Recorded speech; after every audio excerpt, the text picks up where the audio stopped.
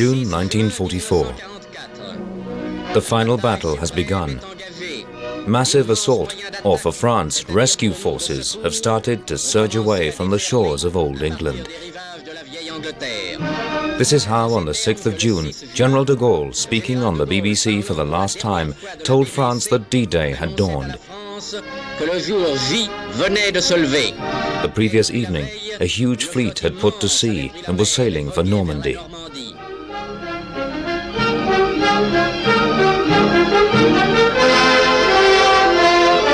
A gigantic aerial screen gives those on board the impression that they are perfectly safe, but they have to kill time. Millions of men have been working incessantly in British and American factories and shipyards for months and even years to make this possible. But even before the landings have taken place, hundreds of French paratroops have landed inland.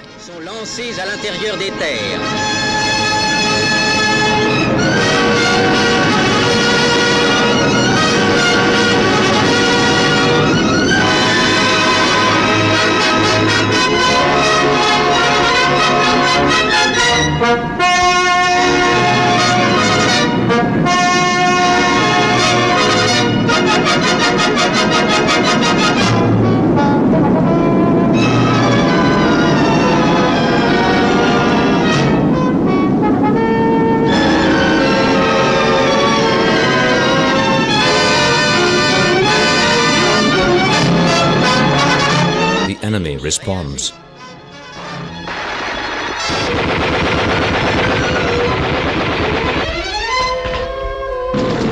They have been getting ready for months. They have jumped and trained in England many times. And now that they are jumping into France, they will have to stay just as calm, focused, and disciplined.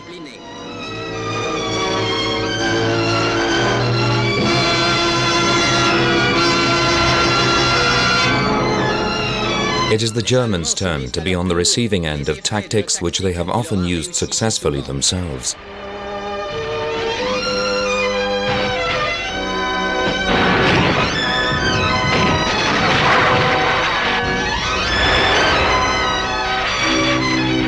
They are taken prisoner in their own lines.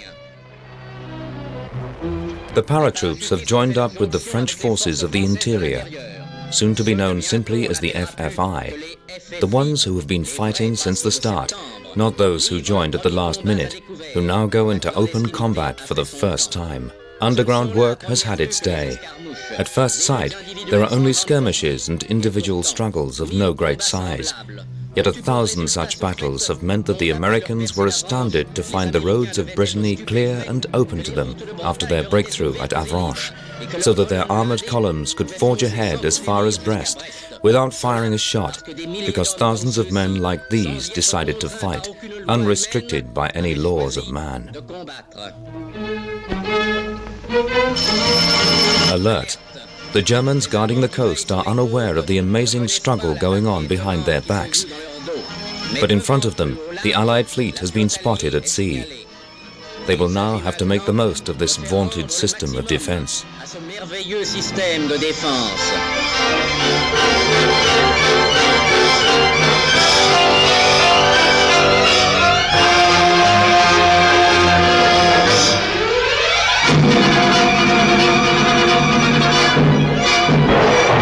The liberating offensive has begun.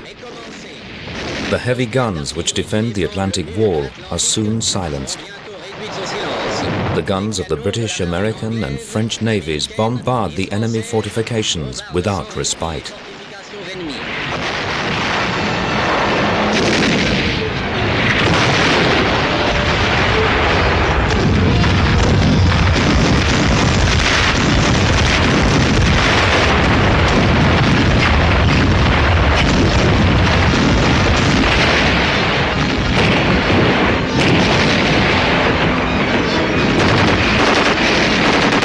British, American, and French aircraft protect the fleet and strafe the Germans. The whole coast shudders under the attack, and the whole world reverberates to the sound of this phenomenal battle.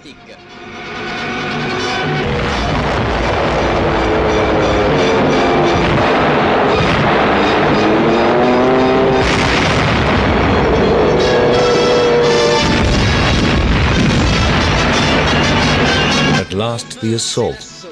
The Second Battle of France begins. Of course, this is the real battle for France. A contingent of French commandos has the honor of being the first to touch the soil of their homeland.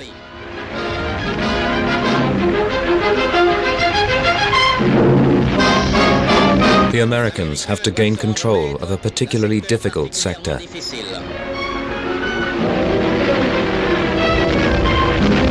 The Germans have the advantage of the terrain, but the Americans advance despite heavy losses.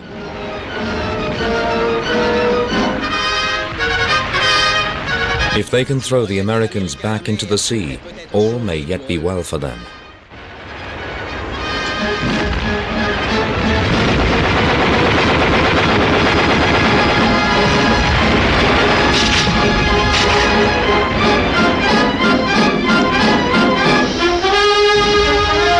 But reinforcements are landing continuously.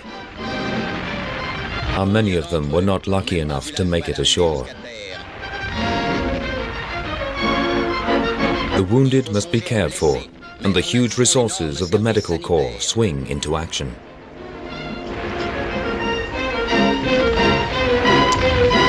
The American artillery crushes the German fortifications.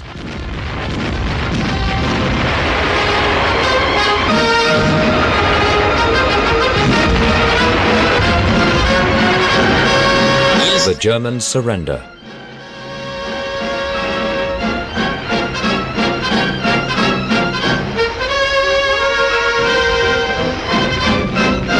The first phase of the landings has succeeded. The bridgehead is consolidated.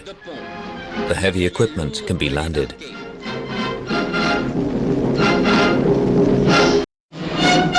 The end. French Army Film Unit.